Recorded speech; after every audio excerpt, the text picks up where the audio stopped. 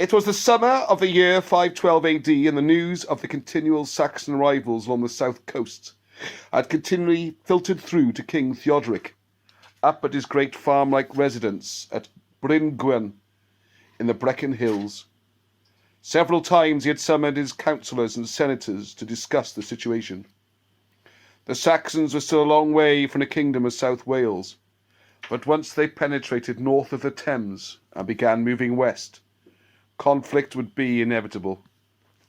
Finally, Theodoric decided to summon a council of kings, and they came together to meet in the great square fortress at Cardiff. From the west in Pembrokeshire came Agricola Longhand, with his son Rhun and his grandsons Meredith and Tewdrig, and from far off in Cornwall, King Constantine the Wolf, and his son Erbin sailed up the River Taff. King Cadwan rode in from the Swansea area, and from the northern region came King Cardiff, and his son King Cyngan, the king of Powys, with King Augustus of northern Brecon and his sons Eliad and Rhiwallon.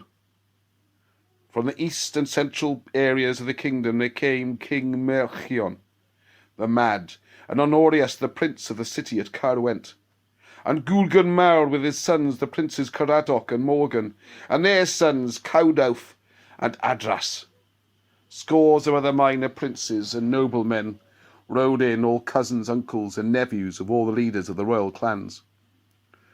There was a slow build-up of excitement around the fortress as the kings and princes began to arrive for the council of the nation. Tents began to appear all along the banks of the Taff and the Ely rivers, and fine horses were unsaddled and put to graze in the fields up on the plains of Roath and the Heath. King Theodoric himself arrives with Brychan, his grandson, son of his oldest daughter, Marshal, a grandson who was in fact older than his son, King Maurice, who was the son of his second wife.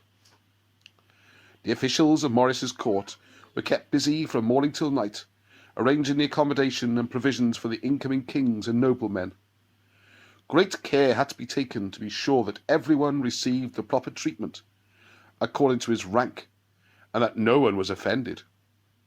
Every single corner of the timber buildings inside the walls of the Cardiff fortress was crammed with people. In between the buildings and in every part of the space available in the castle yard, tents were erected by the stewards of the arriving kings.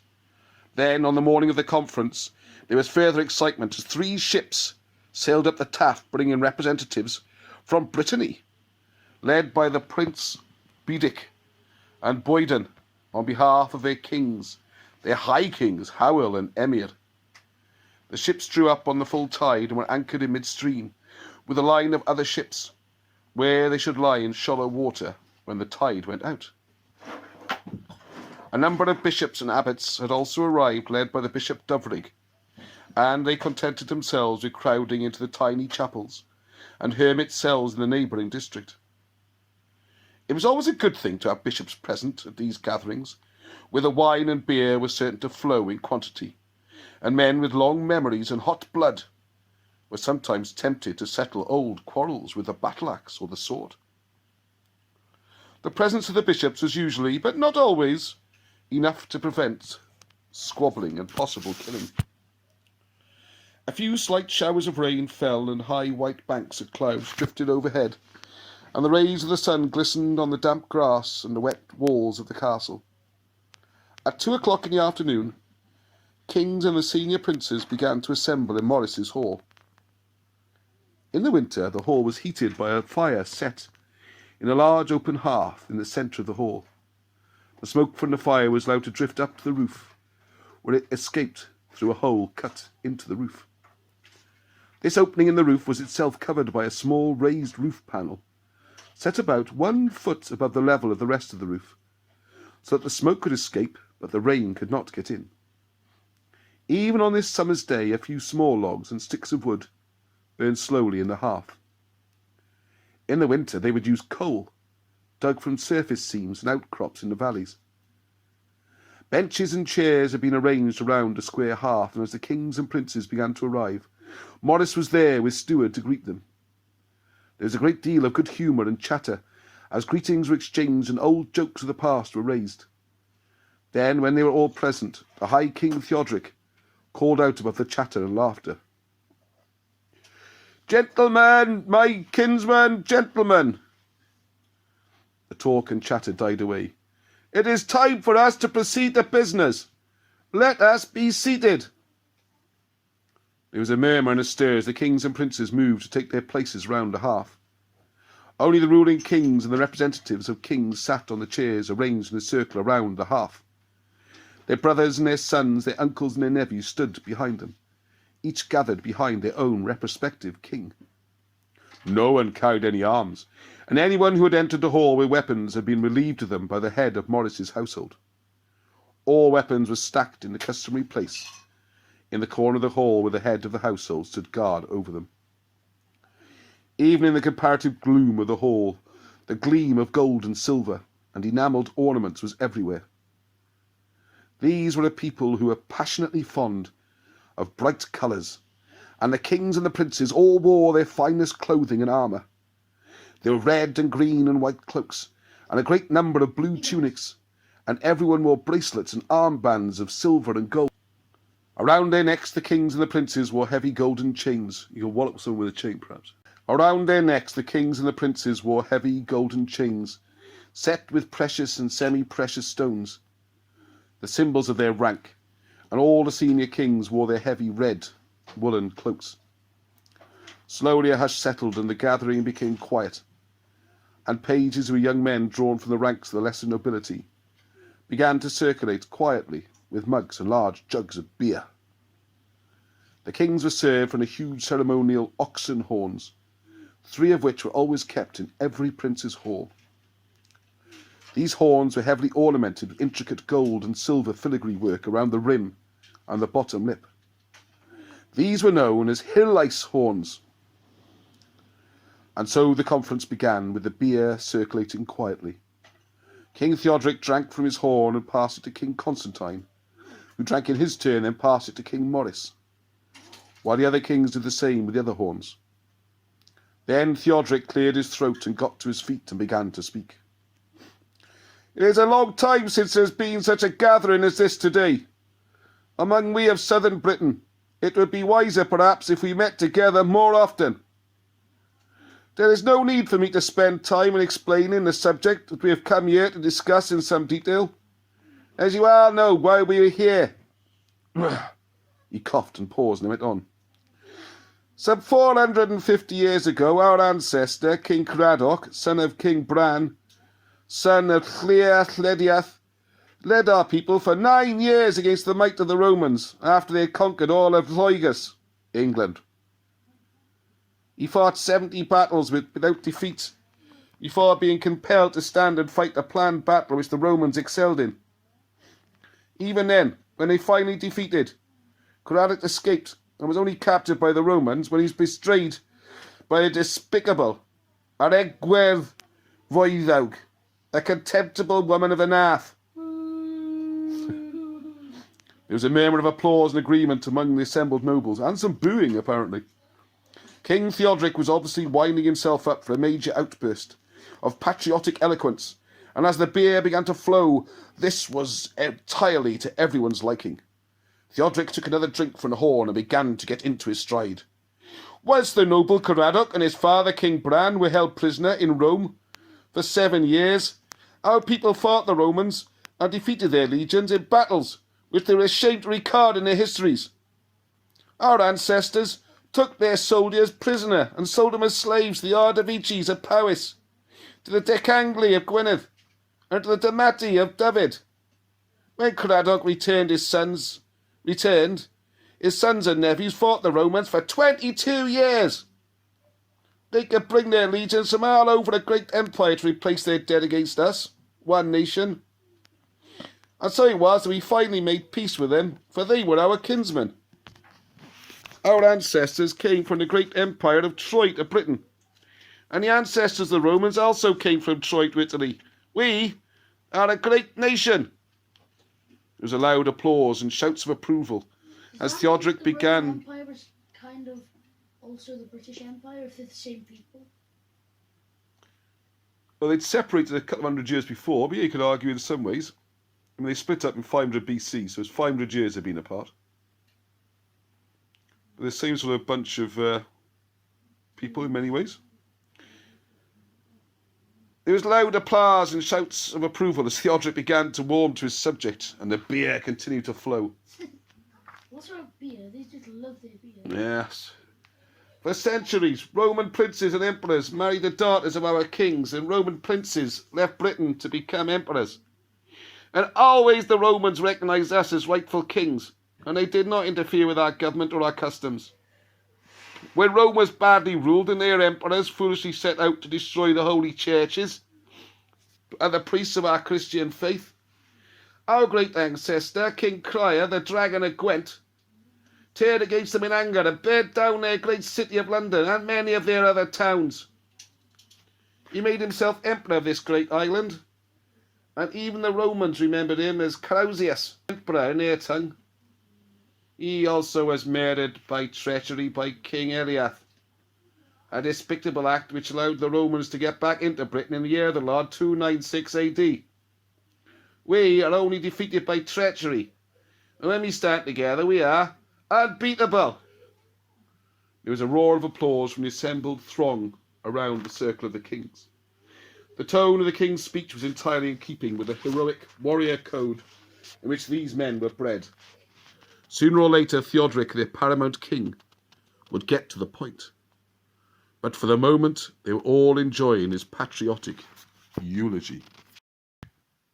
Theodoric spread his arms wide and there was silence. Everyone knew the stories that he was telling, but they all enjoyed hearing them over and over again. Even when the great King Ch4ii was dead, we were not defeated, and his son King Ch4ii, who the Romans called Octavius, threw off their rule. His brother, the mighty Ch4ii led the armies to victory. Even the Emperor Constantine, who ruled Rome and Constantinople, was forced to leave Britain in peace in the face of Ch4ii, the Dragon of Gwent. There were more murmurs of applause and growls of approval, so Theodoric went on.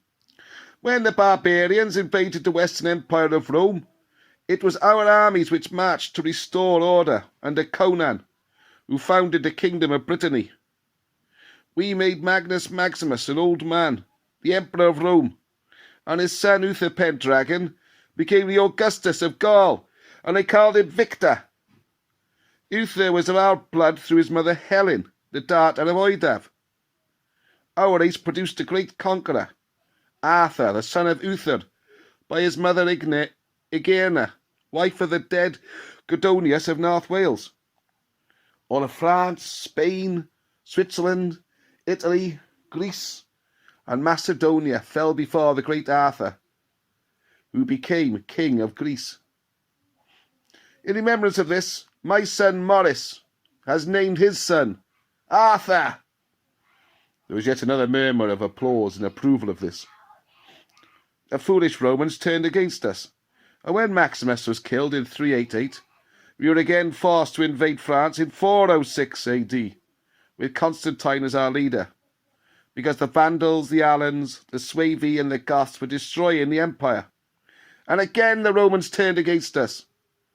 So finally, we withdrew from our association with their empire, and now whilst we remain free as an unconquered nation, their empire lies in ruins, and they cower beneath the heel of the barbarian hordes. There was wild applause for King Theodoric's patriotic recitation of history. Wow! Go!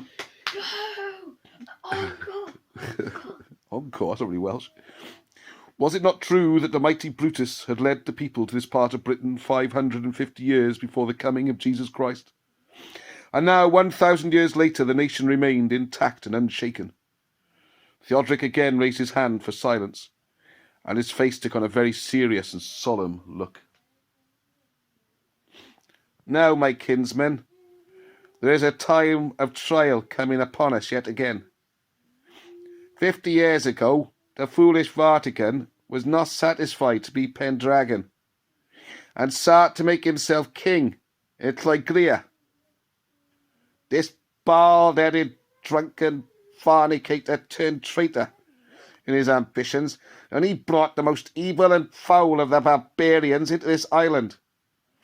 He employed those filthy dogs, the subhuman Saxons, to be his allies. And now once they have colonies and footholds in the island of Britain, their kinsmen flock to join them from foreign countries. They are multiplying and taking up the land, driving out the rightful owners and the original inhabitants. Soon they will be on our borders.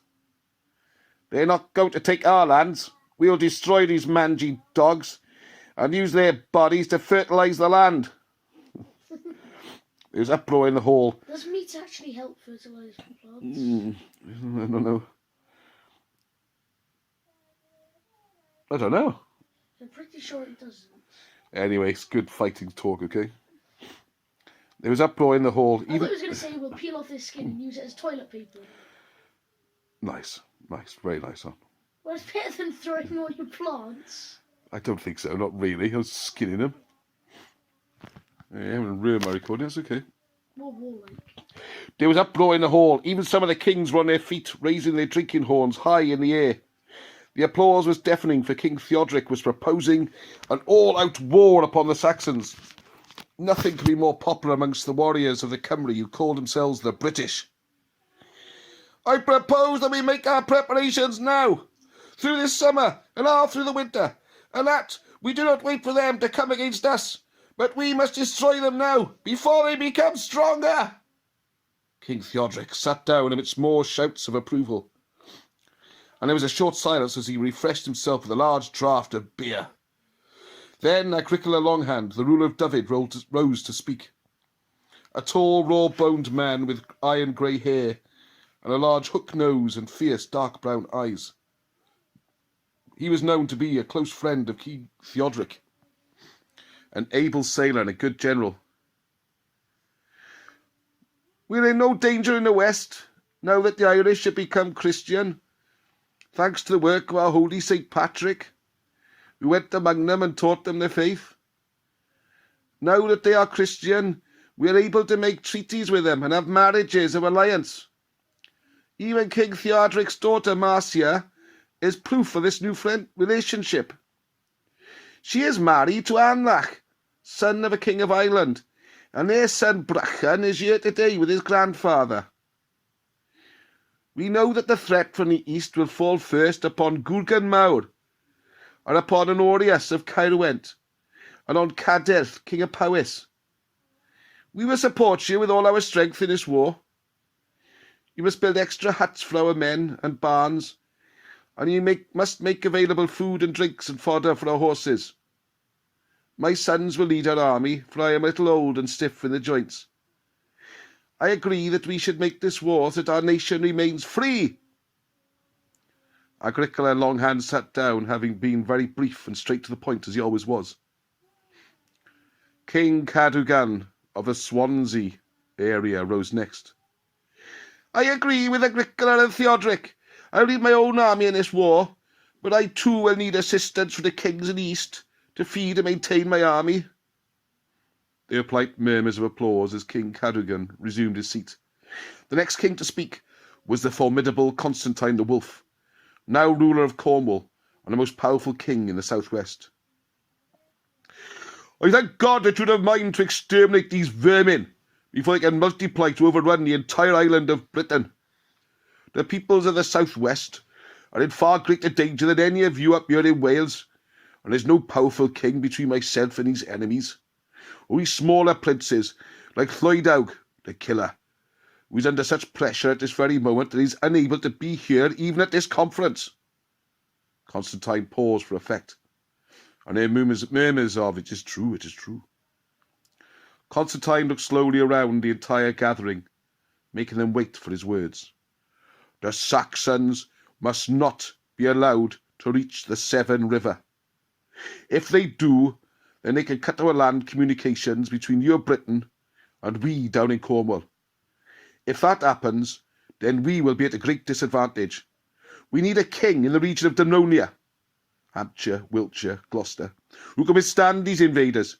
We also need to be absolutely sure that we are completely united, who can withstand these invaders. Constantine was staring straight across the hearth at Tewdrig, who stood behind his father, King Ch4ii. There was a deathly silence.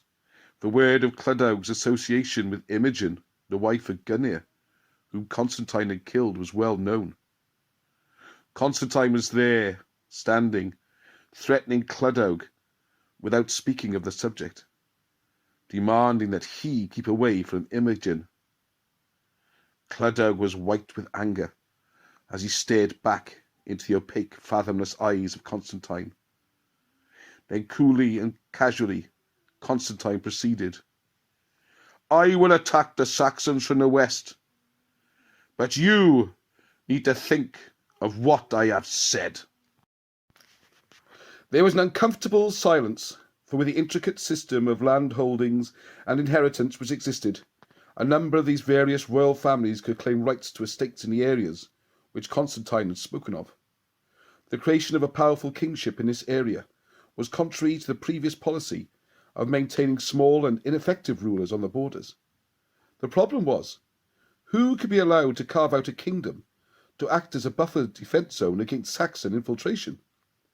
The king with the best claim was undoubtedly Mad Malchion the Mad, who was notoriously unstable and at times was indeed quite mad. He was not, however, so mentally unbalanced as to be unaware of his rights and of the possibilities of the new kingdom. No one was surprised, therefore, when King Malchion got to his feet and stated that he was willing to undertake the task of defending Britain by assuming the kingship of this vital buffer area. I would go down there. I will do it, and I will do this thing. I think it. A strong king is a man needed. I'll beat him off. I will do it. Saxons are the enemies. Oh, well, we must all fight the Saxons. I think we should kill them. Of course, they all think they should kill the Saxons. Yes, King Malchion shouted the last two words at the top of his voice, for the one thing his feeble brain did understand was the necessity to kill Saxons. He was without doubt a half-wit, but he was also born a minor king, and there were no other brothers to elect ahead of him. Malchion possessed the strange low cunning and craftiness that many simple-minded idiots develop. His brain power was weak, but his strength was enormous, and he was formidable in battle. The prospect of having Malchion as king of a powerful state right along the Saxon colonies was highly uncomfortable, to put it mildly. But what concerned most of the kings around the hearth was the prospect of Malchion's successor. The stocky, beetle-browed, black-haired man who stood behind King Malchion's chair was his son Mark in the British tongue. He had betrayed none of the signs of his father's madness openly, but he was known to be a silent, solitary man, given to occasional fits of terrible rage. And although still only 20, he was known to be utterly ferocious and savage in warfare. Mark was a completely unknown quantity. King Theodoric had signalled to the pages to pass round the jugs of beer to keep everyone occupied momentarily, while he sought to make frantic hand signals to Gurg and Maur. It would be totally wrong for Theodoric to speak again before everyone else had spoken in their turn, and Gurgen understood exactly what he wanted. He was on his feet, smiling and laughing in his usual good-natured manner, before anyone could get up to say anything in support of Malchion. It is a noble offer by the King Malchion. We should take the foremost place in our defences against this uncouth enemy. We cannot allow this brave king to sacrifice himself in this way.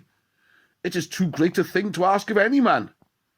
The war against the Saxons must be won before any decision on this matter can be taken. King Malchion, in his enthusiasm, is a great example to us all. He is truly again the greatest of patriots. But we would all be dishonoured if we allow him to take this step before we have won the war against the Saxons and created a stable kingdom in that area. King Theodoric was visibly breathing sighs of relief at Gurgen's intervention. He glanced at Constantine, who raised his eyebrows and looked as bland as ever, while Agricola Longhand nodded sagely and wisely, frowning to hide the smile on his face. King Cardiff the Powys buried his face in a hilarious drinking horn to prevent himself from bursting into laughter. Maurice was watching Mark as he stood behind his father's chair, and he caught a flash of hatred in the young man's eyes. The slight curling of his lip showed that Mark understood what was going on, and that he would remember this. Gurgen Mawr droned on, intoning the list of battles in which Marcion had fought, and declaring again and again that Marcion must not be allowed to sacrifice himself in a position of danger until the war against the Saxons was completely won. Actually, he was praising Marcion in such a manner that he was proving that he was exactly the man to do the job of holding back the Saxons, and using the very same arguments to prove that he should not be allowed to do it. Other kings made their contributions to the discussion, and the general agreement was that there would be a concerted campaign against the Saxons in the following spring, as it was too late to do anything in this year. The forces from Dyfed move up along the old track road to North Brecon, and then move across the curve of the Severn down to the Thames. The armies of Gwent and Glamorgan would be supported by King Cadogan, and they would move east to join up with Gurgen Mawr, and move down past Glovey and Aqua Sulis, Gloucester and Bath. A third attack would come directly from the west into Constantine, with the army from Brittany joining him in Cornwall. With this agreement accomplished, everyone in the hall was in high spirits, with the exception of the glowering Mark, who knew that his father Marcion had been handled like a child. King Cludin, who was also a very worried man, he feared for the safety of his son Cludog, who was clearly in a foul temper over the unspoken challenge about his affair with the Lady Imogen. Then, when everyone was relaxed, King Theodoric called for order again. There was quite obviously more business to discuss. "My friends, we all know that there comes the time in a man's life when he is no longer physically able to do his part and lead the armies in battle. His joints are stiff, his muscles waste, and he prefers to sleep in the afternoons." There was mild laughter from a few of the kings, and Theodoric went on. "I intend to retire as both the paramount king of the Cymry and as a king over my own territories. I will hand over my lands to my son, Maurice." There was stunned silence in the hall, for they now all committed to an allied campaign against the Saxons, and they were being forced to choose a new leader. King Maurice was a hereditary king, but under the law it was possible to elect a brother, a cousin, or a nephew of King Theodoric. By King Theodoric's statement, his son Maurice owned the vast lands of the Glamorgan king, and commanded more men than any two of them. His sister was married to the king of an Irish king, and his nephew was installed as king of Brecon. His mother, daughter of the king of the Brittany, Amlwydd Ledig, and his uncle King Constantine ruled all Cornwall and Devon. Through his wife Honor Proust, his father-in-law was the mighty Gurgen Mawr in the east, with his powerful sons Caradoc and Morgan, and through the marriages of his grandfather he claimed the right to the imperial lines descended from Magnus Maximus. The result of this election was a foregone conclusion. "We need a young and vigorous king to lead us into these troubled times," said King Constantine. "I say it should be King Maurice, son of Theodoric." "We from Brittany also support King Maurice, son of Theodoric." The Prince Boudic had spoken with quiet determination. Gurgen Mawr spoke with unaccustomed brevity. "We vote for Maurice, son of Theodoric." If there was any doubt at all amongst the other kings, it was crushed when Agricola Longhand and his sons also voted for Maurice. And so, one by one, the kings and the princes gave their assent, and King Maurice found himself elevated to the position of paramount king of all southern Britain. He was now the leader of the Council of Kings, the first among equals. The conference was declared ended and the formal meeting broke up. More beer was brought by the servants, and the kings, the princes, and the nobles spread out and drifted into small groups. They were serious alcoholics. Some sat at tables, others stood and they chatted and laughed. told stories and jokes and yarns over old times.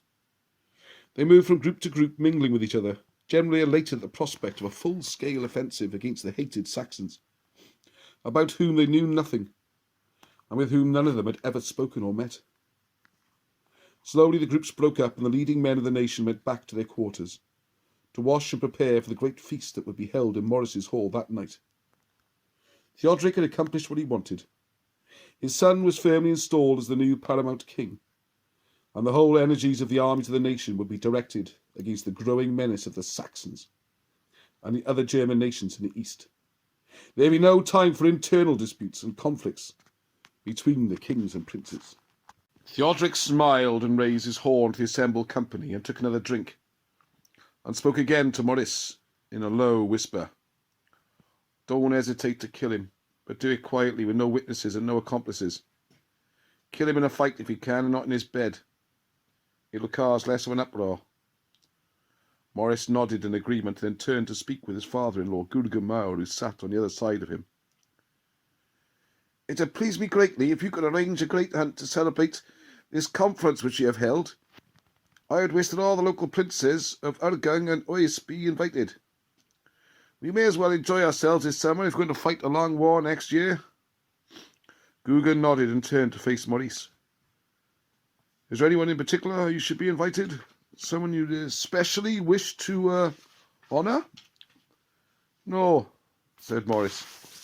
Just make sure everyone is there, and invite those from Brecon and Northern Gwent as well. For some reason or another, but make sure they are all there. Ch4ii took a drink and looked around at the assembled company, who were all too busy singing, laughing and talking to take notice of anyone. And what game do you intend to hunt? He asked Maurice. There are some wild and dangerous boars which need to be put down. They could do a lot of damage if they allow to run wild and free and grow too large.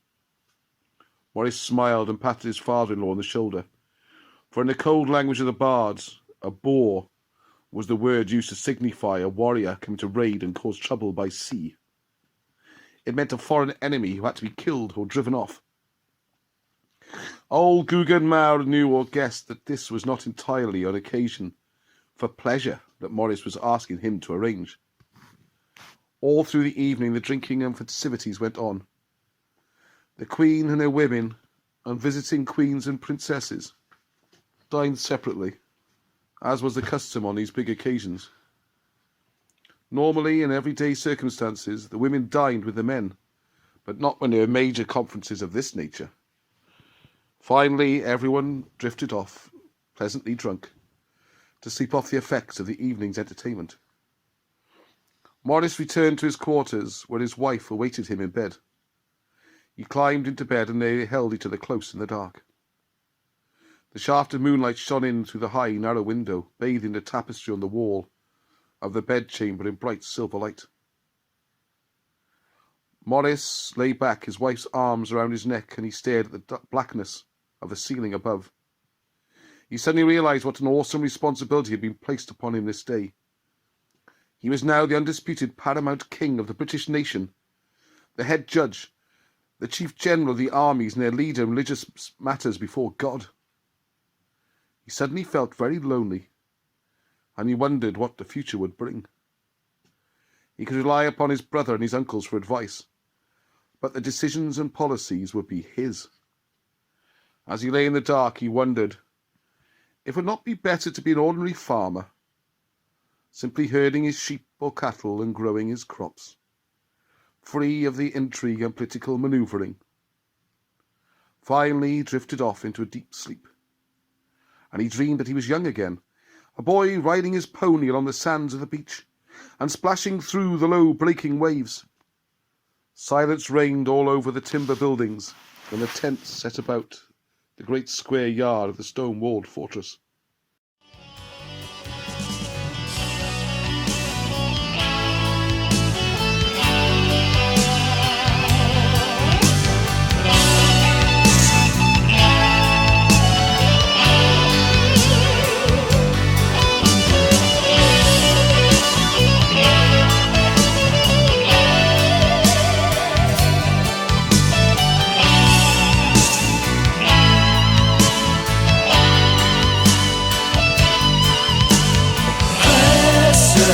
choose silence and gold.